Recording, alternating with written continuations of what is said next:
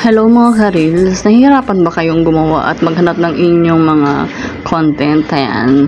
Kung mga personal vlog lang naman kayo guys, kagaya niyan, pwede na kayong gumawa yung pang-araw-araw yung gawain, paano kayo gumalaw, yung mga kinakain niyo, paano kayo gumawa ng mga pagkain ninyo, diba? Anong ginagawa niyo mga activities ng mga kids, ng doggies ninyo, activities mo every time, pwede mo rin gawin.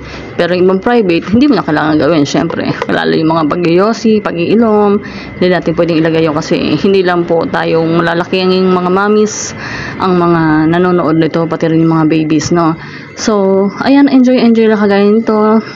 Nag-crave ang aking baby girl na sa pagkain ng sushi. So, pinersonalize namin yun. Iba ayaw kumain ng egg, ayaw kumain ng pipino, ng carrot, so ayaw ng mangga. So, ang ginawa namin is naglagay kami ng pastil, tapos yung iba egg lang, egg and crab. So, ayun, ganoon na pwede pang content. Huwag na natin seryosohin minsan guys, ha? Basta enjoy natin paggawa natin ng content. Ayun, happy day, enjoy, have a nice day all. Thank you.